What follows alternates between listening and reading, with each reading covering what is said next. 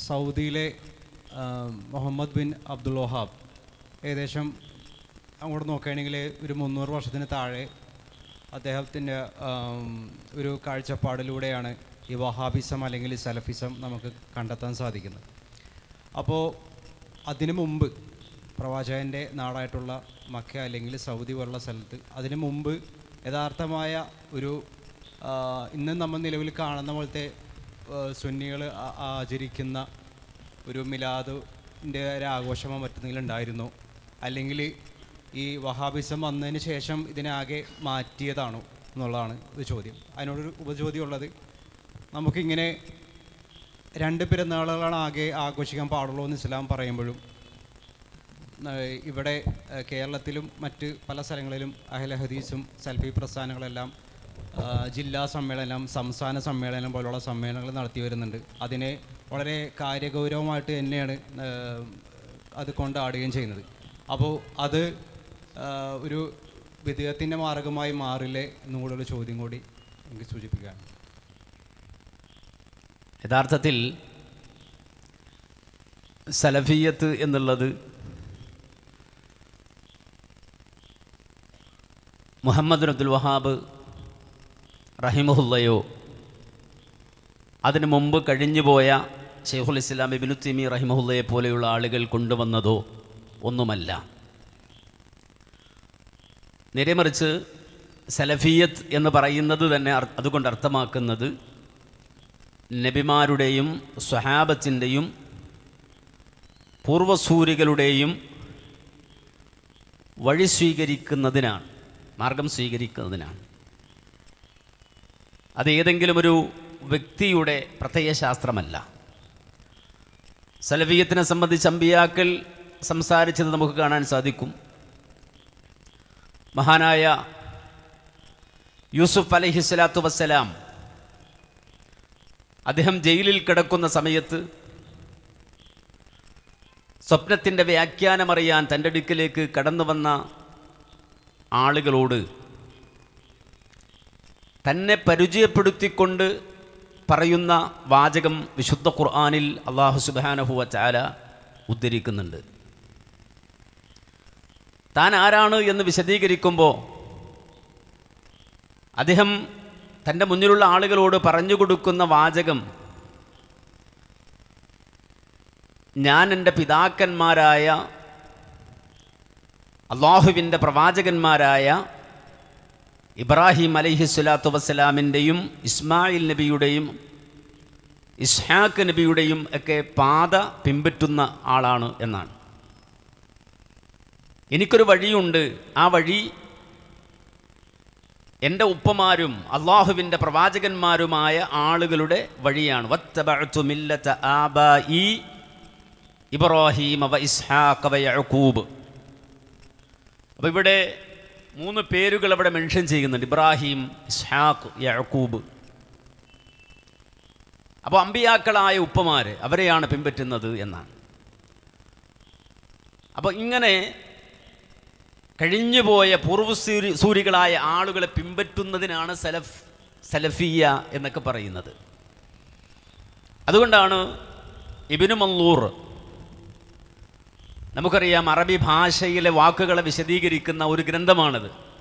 ഇബ്നു മൻളൂർ എഴുതിയ ലിസാനുൽ അറബ് എന്ന ഗ്രന്ഥം. അതിൽ ഈ സലഫ് എന്ന് പറയുന്ന വാക്കിനെ വിശദീകരിച്ച് പറയുന്നത് തന്നെ മാ തഖദ്ദമഹു ബിൽ മൗതി മിൻ ആബാഇഹി വദവി ഖറാബതിഹി വലിഹാദാ സുമ്മിയ സദ്റുൽ അവ്വൽ മിന അത്താബഈന സലഫ് സ്വാലിഹ്. യഥാർത്ഥത്തിൽ സലഫ് എന്നതുകൊണ്ട് അർത്ഥമാക്കുന്നത് മാ തഖദ്ദമഹു ബിൽ മൗതി മിൻ ആബാഇഹി വദവി ഖറാബതിഹി. മരിച്ചുപോയ ഉപ്പമാര്, മരണപ്പെട്ടു പോയ കുടുംബക്കാര്, അവരെ ഉദ്ദേശിച്ചാണ് സലഫ് എന്ന് പ്രയോഗിക്കുക. അത് സാങ്കേതികമായ അർത്ഥത്തിൽ വരുമ്പോൾ വലിഹാദാ സുമ്മിയ സദ്റുൽ അവ്വലു മിന അത്താബഈൻ അസ്സലഫു സ്വാലിഹ്. നമ്മുടെ മുൻകഴിഞ്ഞു പോയ ഉത്തമ തലമുറ, നബിമാരുടെ, സ്വഹാബത്തിൻ്റെ, അതുപോലെ തന്നെ താബിഉകളുടെ, അങ്ങനെ ഉത്തമ തലമുറയിൽപ്പെട്ട ആളുകൾക്ക് സലഫു സ്വാലിഹ്, അവിടെ സച്ചരിതരായി ജീവിച്ചു മരിച്ചു പോയവരെ ഉദ്ദേശിച്ചിട്ടാണ് സലഫ് എന്ന് പറയുന്നത്. അത് ഏതെങ്കിലും ഒരു വ്യക്തിയല്ല. നേരത്തെ പറഞ്ഞതുപോലെ മുഹമ്മദ് അബ്ദുൽ വഹാബോ റഹിമഹുല്ല, അതല്ലെങ്കിൽ ഷെയ്ഖുൽ ഇസ്ലാം ഇബ്നു തൈമിയ്യയോ റഹിമഹുല്ല, ഇനി അതല്ല അവിടുന്ന് അങ്ങോട്ടുള്ള ഷാഫി ഇമാമോ, അതല്ലെങ്കിൽ വേറെ ഏതെങ്കിലും ഒരു വ്യക്തിയോ, അങ്ങനെ ഏതെങ്കിലും വ്യക്തി ഉദ്ദേശിച്ചുകൊണ്ട് പറയുന്ന വാചകമേ അല്ല. അതുകൊണ്ടാണ് ബഹുമാനനായ നാസറുദ്ദീൻ അൽബാനി റഹിമഹുല്ല അൽ മൻഹജു സലഫി എന്ന അദ്ദേഹത്തിൻ്റെ ഗ്രന്ഥത്തിൽ രേഖപ്പെടുത്തിയത് വസ്സലഫു ഫഇന്നമാ നഖ്സിദു ബിഹി ഖൈറ ത്വായിഫത്തിൻ വുജിദത് അലാ വജ്ഹിൽ അർളി ബഅദ الرسل والأنبياء وهم صحابة رسول الله الذين كانوا في القرن الأول ثم التابعي الذين جاءوا في القرن الثاني ثم أتباع التابعين الذين جاءوا في القرن الثالث أهل القرون الثلاثة هم يطلق عليهم السلف وهم خير أمة.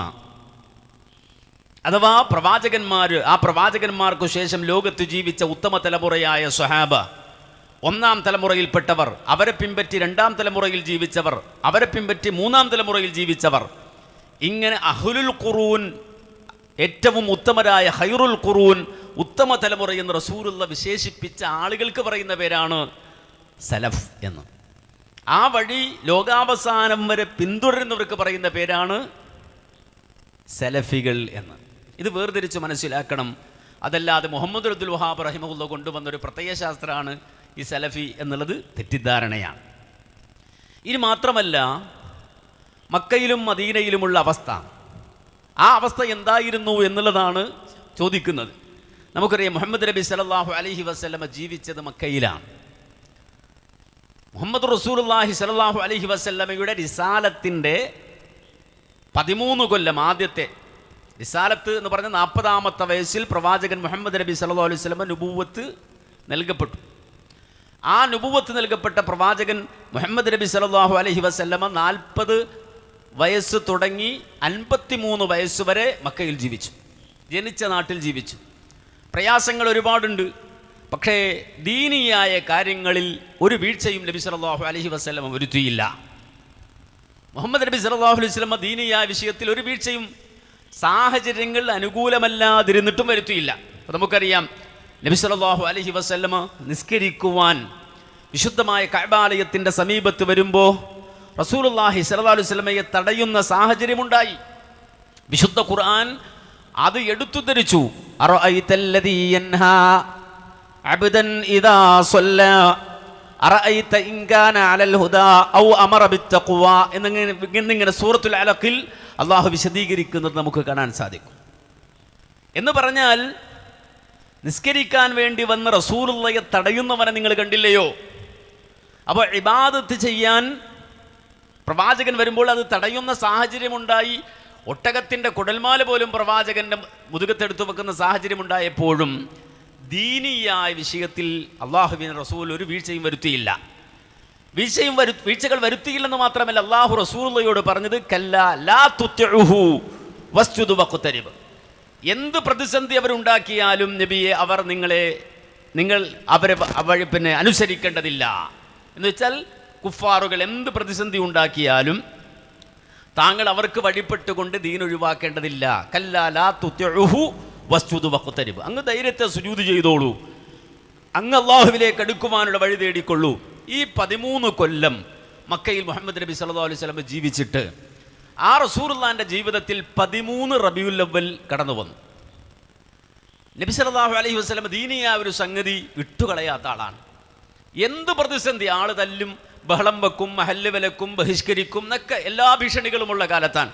പക്ഷെ ദീനിയായ ഒരു കാര്യത്തിൽ അള്ളാഹുവിൻ്റെ റസൂല് വീഴ്ച വരുത്തിയിട്ടില്ല എന്ന് ഉറപ്പുള്ളവരാണ് മുസ്ലിങ്ങൾ. അതിന് അള്ളാഹു സാക്ഷിയാണ്. ആ 13 കൊല്ലക്കാലം നബി സല്ലല്ലാഹു അലൈഹി വസല്ലം റബീഉൽ അവ്വലിൽ ഈ രൂപത്തിലൊരു ജന്മദിനാഘോഷം നടത്തിയോ? ഇല്ല. ഇനി അവിടുന്ന് റസൂലുള്ള മക്കത്ത് നിന്ന് അനുകൂലമായ സാഹചര്യം മദീനയിൽ രാജാവായിട്ടാണ് നബി സല്ലല്ലാഹു അലൈഹി വസല്ലം മദീനയിൽ ജീവിക്കുന്നത്. ജഡ്ജി ആയിക്കൊണ്ടാണ് റസൂലുള്ളാഹി സ്വല്ലല്ലാഹു അലൈഹി വസല്ലം മദീനയിൽ ജീവിക്കുന്നത്.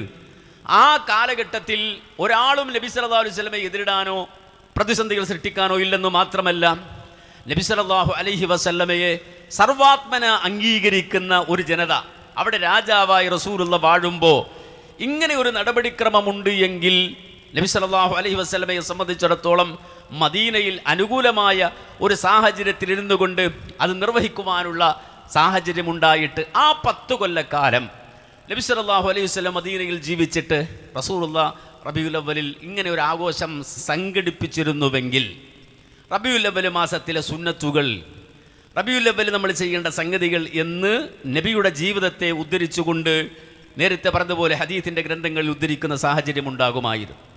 അപ്പം മക്കത്തും അങ്ങനെ ഉണ്ടായില്ല, മദീനത്തും അങ്ങനെ ഉണ്ടായില്ല. പിന്നെ എവിടെ നോക്കൂ, പ്രവാചകനെ ഏറ്റവും അധികം സ്നേഹിച്ച, അള്ളാഹുവിൻ്റെ റസൂലിനെ ഏറ്റവും അധികം ആദരിച്ച, ബഹുമാനിച്ച അബൂബക്കർ സിദ്ദീഖ്, ഉമറുൽ ഫാറൂഖ്, ഉസ്മാൻ ഇബ്നു അഫ്ഫാൻ, അലി ഇബ്നു അബി ത്വാലിബ്, 4 ഖലീഫമാർ. അവരാണ് പിന്നെ നമുക്കറിയാം ഏതാണ്ട് 22 രാഷ്ട്രങ്ങളിലധികം ഭരണം നടത്തിയിട്ട് ഒരു ഓർഡിനൻസ് കൊണ്ടുവന്നു. റബീഉൽ അവ്വൽ മാസത്തിൽ മുഹമ്മദ് നബി ജനിച്ച മാസമാണ്. അതുകൊണ്ട് ഉമർ റളിയല്ലാഹുവിൻ്റെ കാലഘട്ടത്തിൽ ഫലസ്തീൻ അടക്കമുള്ള പ്രദേശങ്ങളിൽ ഇസ്ലാമിലേക്ക് വന്നു. ഉസ്മാൻ റളിയല്ലാഹുവിൻ്റെ കാലഘട്ടത്തിൽ മഗ്രിബ് അങ്ങ് അതേ പിന്നെ ആഫ്രിക്കൻ രാജ്യങ്ങളിലേക്ക് ഇസ്ലാം കടന്നു ചെന്നു. അത്രയും പ്രവിശാലമായ ഇസ്ലാം വളർന്ന ആ ഘട്ടത്തിൽ ഈ ഖലീഫമാർ റബീഉൽ അവ്വൽ മാസമായിരിക്കുന്നു. അതുകൊണ്ട് എല്ലാവരും റസൂലുള്ളാഹിയുടെ ജന്മദിനം ആഘോഷിച്ചുകൊള്ളുക മുസ്ലിം രാജ്യങ്ങളിൽ നിന്ന് ഒരു ഓർഡിനൻസ് പുറപ്പെടുവിച്ചത് ചരിത്രത്തിൽ രേഖപ്പെടുത്തിയിട്ടില്ല. അതുകൊണ്ടാണ് ഉലമാക്കൾ വളരെ കൃത്യമായി രേഖപ്പെടുത്തിയത് ലാ അഅലമു ലിഹാദൽ മൗലിദി അസ്ലം ഫീ കിതാബിൻ വലാ സുന്ന. ഈ മൗലിദ് സമ്പ്രദായത്തിന് കിതാബിലോ അള്ളാഹുവിൻ്റെ ഖുർആനിലോ നബി സല്ലല്ലാഹു അലൈഹി വസല്ലമയുടെ ചര്യയിലോ ഒരടിസ്ഥാനവും കാണാൻ കഴിയുകയില്ല എന്ന് മാത്രമല്ല, ചില പണ്ഡിതന്മാർ പറഞ്ഞു എത്രത്തോളം പറഞ്ഞു എന്ന് ചോദിച്ചാൽ, നാളെ റബ്ബിൻ്റെ മുന്നിൽ, അള്ളാഹുവിൻ്റെ മുന്നിൽ ഞങ്ങൾ ഹാജരാക്കപ്പെടുന്ന സമയത്ത് അവിടെ പോലും ഇതിൻ്റെ വിധി എന്താണ് എന്ന് ചോദിച്ചാൽ ഇത് ഹറാമാണെന്നല്ലാതെ, നിഷിദ്ധമാണെന്നല്ലാതെ മറ്റൊരു മറുപടിയും ഞങ്ങൾക്ക് പറയാനില്ല എന്ന് വരെ പ്രഖ്യാപിച്ച പണ്ഡിതന്മാരെ നമുക്ക് കാണാൻ സാധിക്കും. അപ്പോൾ നമ്മൾ മനസ്സിലാക്കണം, മക്കയിലൊരു കാര്യം നടന്നോ, മദീനയിലൊരു കാര്യം നടന്നോ, അതിൻ്റെ അടിസ്ഥാനത്തിൽ നമുക്ക് നിലപാട് സ്വീകരിക്കാം എന്ന ഒരു നിലപാട് അള്ളാഹുവിൻ്റെ ഖുർആനിലോ തിരുസുന്നത്തിലോ നമുക്ക് കാണാൻ കഴിയില്ല. കാര്യം എന്ന് വെച്ചാൽ നമുക്കറിയാം, ജാഹിലിയത്തൊരു കാലഘട്ടത്തിൽ മക്കയിൽ സംഭവിച്ചിട്ടുണ്ട്. കഅബാലയത്തിൻ്റെ ഉള്ളിൽ പോലും വിഗ്രഹങ്ങളെ പ്രതിഷ്ഠിച്ച കാലം മക്കയിൽ കഴിഞ്ഞു പോയിട്ടുണ്ട്. ഇനി മാത്രമല്ല, കഅബാലയത്തെ കൊള്ളയടിക്കപ്പെട്ട ഒരു കാലഘട്ടം അത് മക്കയിൽ സംഭവിച്ചിട്ടുണ്ട്. ഹജറുൽ അസ്വദ് എടുത്ത് കൊണ്ടുപോയി അത് കിണറ്റിൽ വലിച്ചെറിഞ്ഞ സംഭവങ്ങൾ മക്കയിൽ സംഭവിച്ചിട്ടുണ്ട്. ഇതൊക്കെ തെളിവായി ഉദ്ധരിച്ചു കൊണ്ടുവന്നിട്ട് നമുക്കിനി കഅബാലയത്തിലെ ഹജറുൽ അസ്വദ് എടുത്തുകൊണ്ടുപോകാം, പൊട്ടിച്ചു കളയാം, അതുകൊണ്ടുപോയി കിണറ്റിലിടാം എന്നൊന്നും ആരും തെളിവ് പിടിക്കില്ല. മക്കയിലും മദീനയിലും ചരിത്രപരമായി പലതും ഉണ്ടോ ഇല്ലയോ എന്നതിൻ്റെ മാനദണ്ഡത്തിലല്ല ദീനിൽ ഒരു കാര്യം ഹുക്മായി സ്വീകരിക്കുന്നത്. മഹാനായ മുഹമ്മദ് നബി സല്ലല്ലാഹു അലൈഹി വസല്ലമയും നബിയുടെ സ്വഹാബത്തും ദീനായ നിലക്ക് എന്തെങ്കിലും ഈ രൂപത്തിൽ പഠിപ്പിച്ചു തന്നിട്ടുണ്ടോ, ആ രൂപത്തിൽ എന്തെങ്കിലും മക്കയിലും മദീനയിലും ഉണ്ടോ, അതിൻ്റെ അടിസ്ഥാനത്തിലാണ് നമ്മൾ മതവിധികൾ സ്വീകരിക്കുന്നത്. അങ്ങനെ വരുമ്പോൾ പണ്ഡിതന്മാർ പറഞ്ഞതുപോലെ അള്ളാഹുവിൻ്റെ ഖുർആനിലോ തിരുസുന്നത്തിലോ ഇതിന് അനുകൂലമായതൊന്നും മക്കയിലോ മദീനയിലോ സംഭവിച്ച് നമുക്ക് കാണാൻ കഴിയില്ല. അങ്ങനെ ഏതെങ്കിലും ഒരു ഏട് ചരിത്രപരമായി ഉണ്ടായിരുന്നെങ്കിൽ നമ്മളത് ഏറ്റവും നല്ല നിലയിൽ ആഘോഷിക്കുമായിരുന്നു. ഇനി ഇതുമായി ബന്ധപ്പെട്ടിരുത്തി ഏതെങ്കിലും സമ്മേളനങ്ങൾ, ആരെങ്കിലും നടത്തുന്ന ദഅവാ പ്രവർത്തനങ്ങൾ, ആ പ്രവർത്തനങ്ങൾ ഇതിനോട് സാമ്യപ്പെടുത്താൻ കഴിയുമോ? ഒരിക്കലുമില്ല. സമ്മേളനങ്ങൾ, അതുപോലെ തന്നെ ഇത്തരം മീറ്റിങ്ങുകൾ, അതൊക്കെ മസ്വാലിഹുൽ മുർസല, ഇസ്ലാം നിർദ്ദേശിച്ച ദഅവത്തിൻ്റെ ഭാഗമായി നടത്തുന്ന സംഗതിയാണ്. അഥവാ ദഅവത്ത് എന്നുള്ളത്, പ്രബോധനം എന്നുള്ളത് അല്ലാഹു സുബ്ഹാനഹു വ തആല പ്രവാചകന്മാരോട് നമുക്ക് കാണിച്ചു തന്ന മാതൃകയാണ്. ഉദ്ഉ ഇലാ സബീലി റബ്ബിക ബിൽ ഹിക്മതി വ മൗഇലത്തിൽ ഹസന. ഏറ്റവും നല്ല ഉപദേശങ്ങൾ കൊണ്ട്, നല്ല സംവാദങ്ങൾ കൊണ്ട് ജനങ്ങൾക്കിടയിൽ ദഅവത്ത് നടത്തണം എന്നുള്ളത് അല്ലാഹു സുബ്ഹാനഹു വ തആല കൽപ്പിച്ച കാര്യമാണ്. അതിൻ്റെ അടിസ്ഥാനത്തിൽ മുഹമ്മദ് നബി സല്ലല്ലാഹു അലൈഹി വസല്ലം ഉക്കാല ചന്തയിൽ പോയി പ്രസംഗിച്ചതുണ്ട്, അതുപോലെ തന്നെ അറഫ മൈതാനത്ത് പ്രസംഗിച്ചതുണ്ട്, പള്ളിയിലെ മിമ്പറിൽ പ്രസംഗിച്ചതുണ്ട്. അള്ളാഹുവിൻ്റെ റസൂലിൻ്റെ സ്വഹാബത്ത് ഓരോ ലോകത്തിൻ്റെ വ്യത്യസ്ത കോണുകളിൽ കടന്നു ചെന്നിട്ട് പ്രസംഗിച്ചതുണ്ട്, അത്തരം പരിപാടികൾ സംഘടിപ്പിച്ചതുണ്ട്. അതുപോലെയല്ല പ്രവാചകൻ്റെ പേരിൽ തഅബ്ബുദിയായി, ആരാധനാപരമായി, ഇബാദത്തിൻ്റെ ഭാഗമായി, ആചാരമായി, അനുഷ്ഠാനമായി നടത്തുന്ന നബിദിനം എന്നുള്ളത് നമ്മൾ മനസ്സിലാക്കണം. നമുക്ക് ഈ പരിപാടി വെക്കാതിരിക്കാം, ഇവിടെ നടത്താം, വേറൊരിടത്ത് നടത്താം. അത് നമ്മെ സംബന്ധിച്ചിടത്തോളം ദഅവത്തിൻ്റെ സാഹചര്യം അനുസരിച്ച് നടത്താവുന്ന ഒരു സമ്പ്രദായമാണ്. എന്നാൽ അതുപോലെയല്ല റബീഉൽ അവ്വൽ മാസത്തിൽ മുഹമ്മദ് നബി സല്ലല്ലാഹു അലൈഹി വസല്ലമ ജനിച്ചു, പ്രവാചകൻ്റെ ബർത്ത്ഡേ എന്ന പേരിൽ നടത്തുന്ന ആചാരങ്ങൾ ഇതുമായി കമ്പയർ ചെയ്യാൻ സാധ്യമല്ല.